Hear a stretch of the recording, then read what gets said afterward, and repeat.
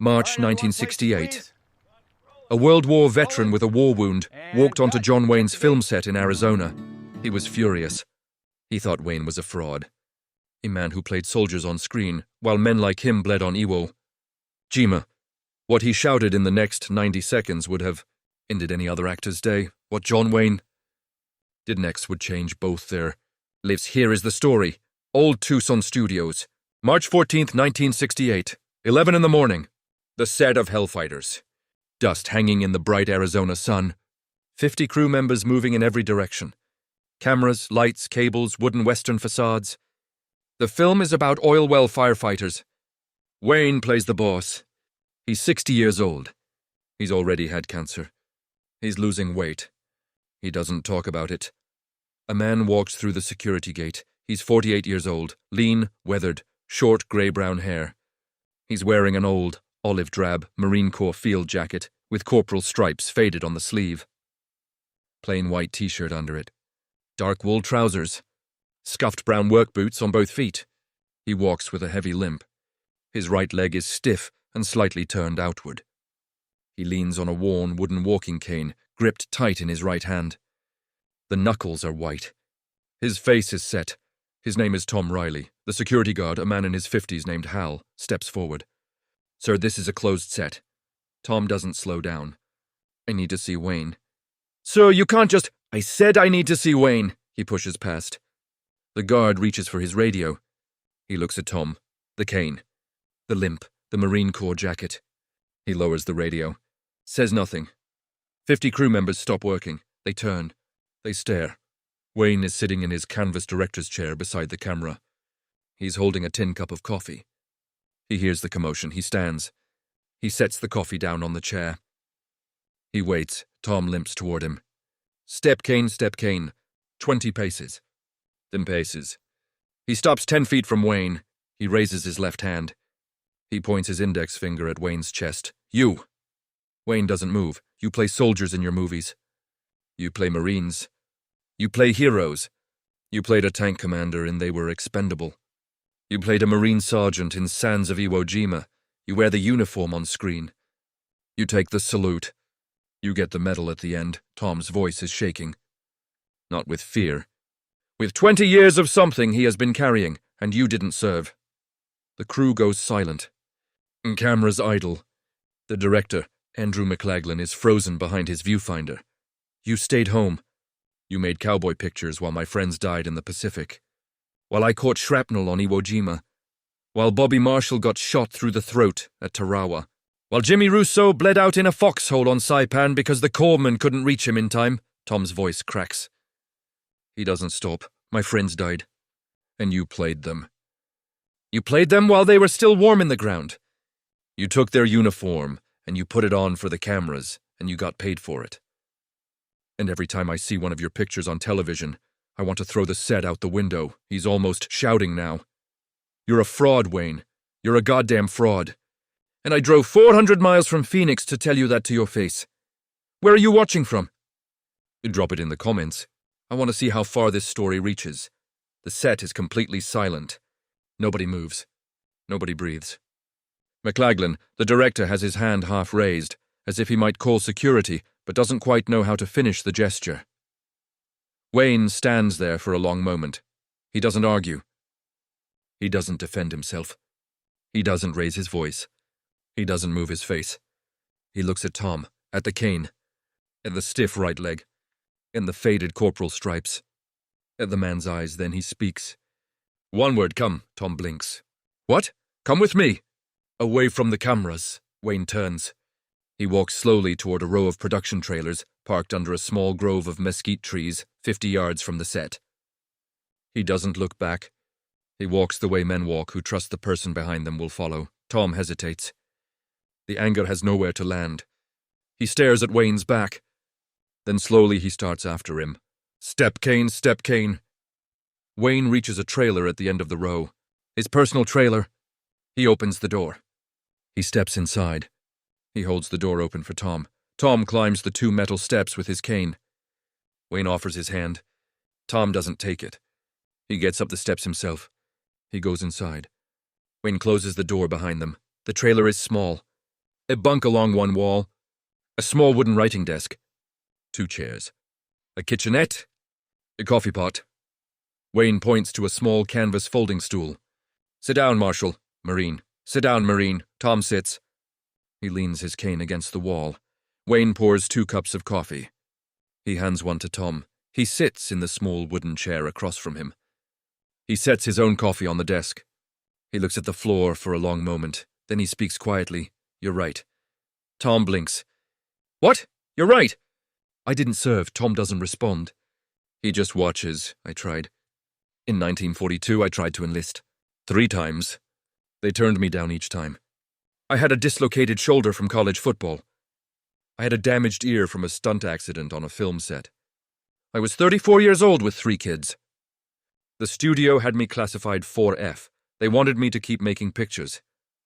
They told me the pictures were doing more for morale than another rifleman in the Pacific would do. He takes a sip of coffee. He's still looking at the floor. I let them tell me that. I let them keep me out. I made Flying Tigers and the Fighting Seabees and back to Bataan, while men like you were dying. I wore the uniform on screen, and I took the salute. And then I went home to my house in Encino, and I slept in a bed. He looks up. He meets Tom's eyes. I have lived with that for 26 years. I'm going to live with it for the rest of my life. There is nothing I can do about it. There is no apology I can make that will undo what I didn't do. So I'm not going to apologize. Tom is staring at him. The anger is still there, but it's losing its shape. Wayne keeps going. His voice gets quieter. What I have tried to do, Marine, is make sure the men who did serve are not forgotten. Every picture I make about a soldier or a Marine, I research it. I talk to the men who were there. I read the after-action reports.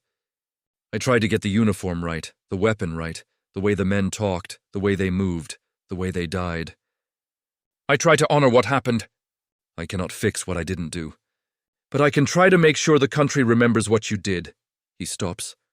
I'm not asking you to forgive me. I'm not asking you to like my pictures. I'm telling you that you're right. And I'm telling you that I have spent 26 years trying to find a way to be useful to men like you, even though I can't be one of you. The trailer is silent. Tom looks down at his coffee. His hand is trembling. Not from anger. From something else. He looks back up. You really tried to enlist? 3 times. And they turned you down. 3 times. Tom is quiet for a long time. He drinks his coffee. He sets the cup down on the desk. He looks at his stiff right leg. I caught shrapnel on Iwo Jima, February 23rd, 1945, the day they raised the flag on Suribachi. I wasn't there for the flag. I was 400 yards south, in a draw. A Japanese mortar landed 12 feet from my position. It killed 2 men I was with. It tore through my right leg. Took most of the muscle. The doctors saved the leg, but they couldn't save the way I walked. It took Bobby Marshall's life. He died in the helicopter. Took 2 days for them to get me back to the hospital ship. Wayne doesn't say anything. He listens. I was 25 years old. I had a wife. We didn't have kids yet. When I came home, she stayed with me for 2 years. Then she left. I don't blame her. I was not the man she married. He shakes his head slowly. I have spent 23 years angry. At the war. At the Japanese. At my wife.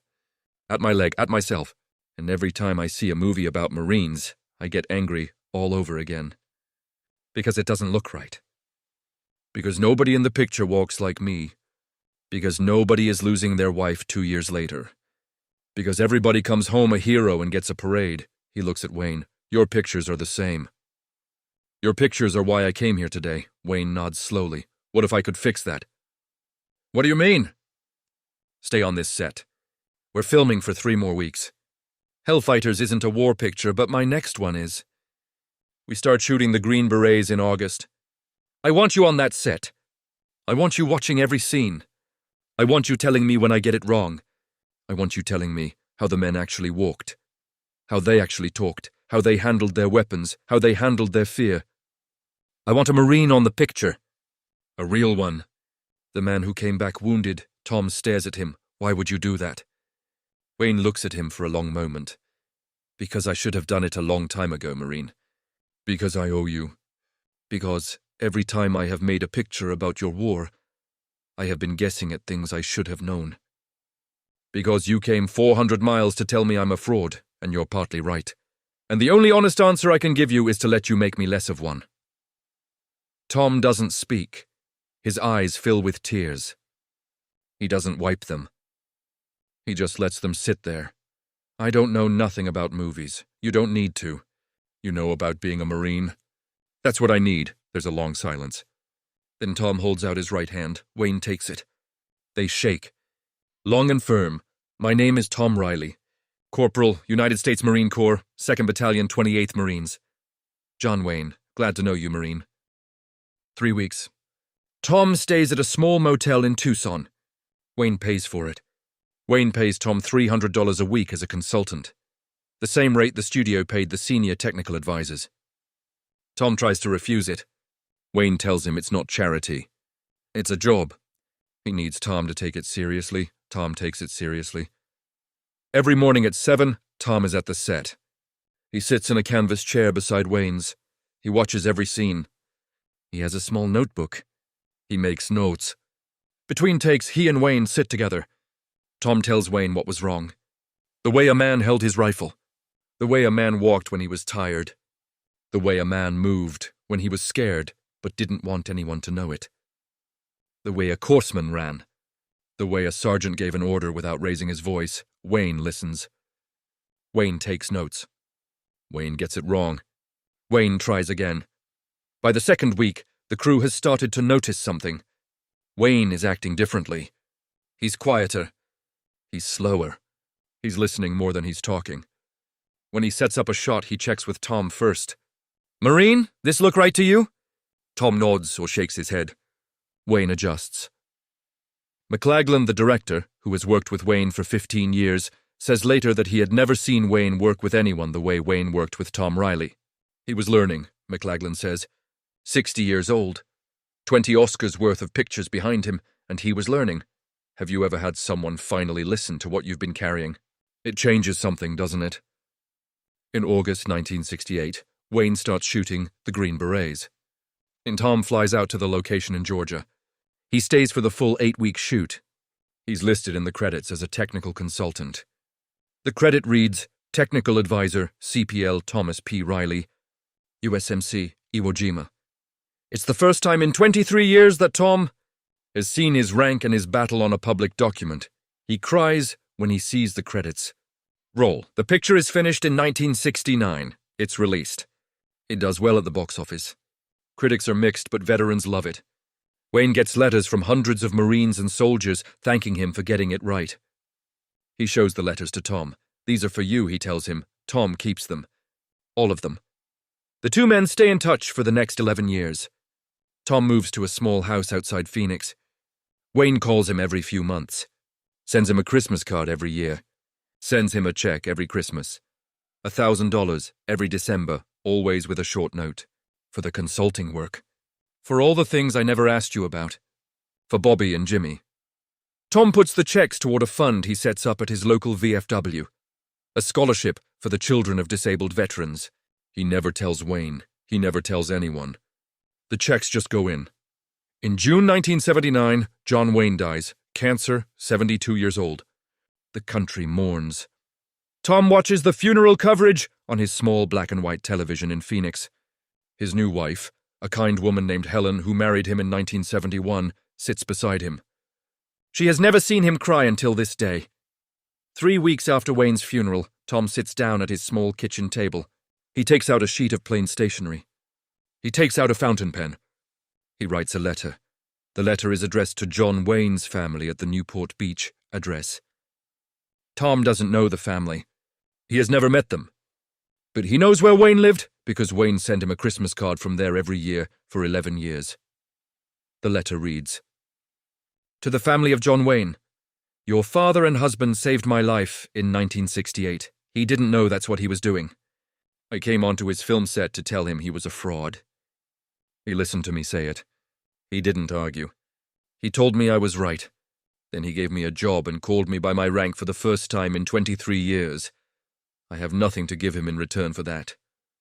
I have spent the last 11 years trying to think of what I could send him. Nothing was enough. Now he is gone and I cannot send anything to him directly. So I am sending it to you. Enclosed are my Purple Heart and my Bronze Star. I do not need them anymore.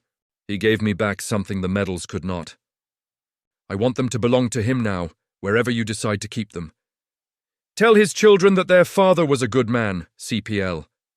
Thomas P. Reilly, USMC do Iwo Jima, February 23, 1945. He puts the 2 medals in a small wooden box. He wraps the box in plain brown paper. He addresses the package to the Newport Beach address. He mails it. He never tells anyone what he sent. Not even Helen. The package arrives at the Wayne family home 8 days later. Wayne's son Michael opens it. He reads the letter. He calls his sister Isa. They sit at their father's kitchen table and they read the letter together. They don't know what to say. They keep the medals in a small wooden box on the mantel of their father's old study. They never sell them. They never display them publicly. They never tell the story. Tom Reilly dies in 2003, heart attack, 83 years old. His son Michael Reilly, who was named after Wayne's son, finds a sealed envelope in his father's desk drawer. The envelope is labeled, "For Michael, after I'm gone." Inside is a copy of the letter Tom sent to the Wayne family in 1979. There is also a note from Tom, "Michael, I never told you about this. I never told your mother. The medals went to John Wayne's family in 1979. They never asked me for them. I sent them because he gave me back something I had lost. The medals were not mine to keep after that. They were his. Now they are his children's. Someday, if you want to see them, write to the Wayne family. I'm sure they still have them. Tell my grandchildren about the man who listened. That is the only thing I want remembered, your father." Michael Reilly takes the letter to the Phoenix Republic. He shows it to a reporter. The reporter writes a piece. The piece runs on the front page of the Sunday edition on November 9, 2003. The story spreads. Wayne's children, now in their 50s and 60s, read the story. They reach out to Michael Reilly. They invite him to Newport Beach. They show him the medals on the mantel.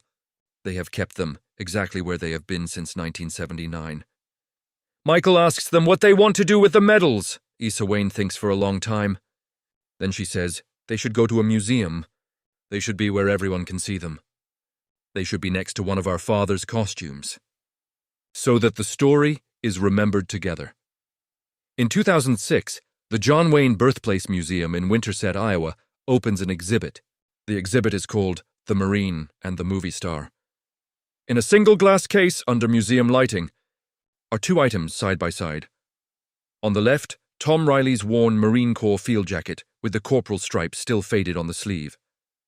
His Purple Heart, his Bronze Star, the worn wooden walking cane he carried for 57 years. On the right, the tan work shirt John Wayne wore in Hellfighters. A black and white photograph of Wayne and Tom Reilly on the Green Berets, set in 1968. Both men looking at the camera with quiet smiles. A bronze plaque mounted below the case reads, "John Wayne never served in the war."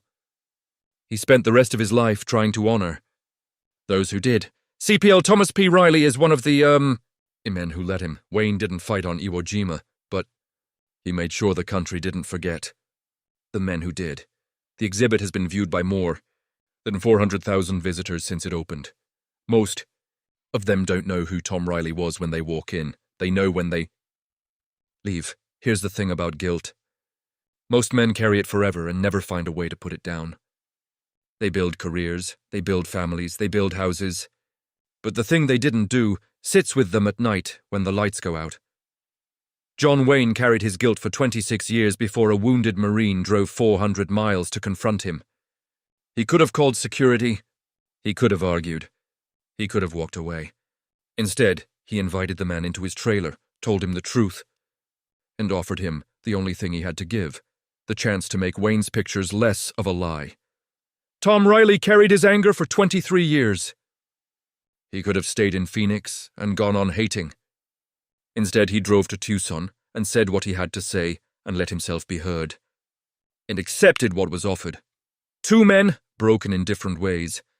Yet in a trailer on a Tuesday afternoon in March 1968, neither of them walked out the same. That is what listening does. That is what John Wayne understood. That is what made him different. Tom Reilly's medals are in Iowa. Wayne's costume is beside them.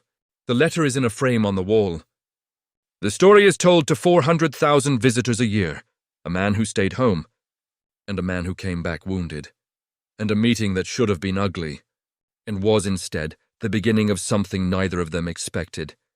If this story reached you, do me a favor. Pass it on. Share it with a veteran in your life.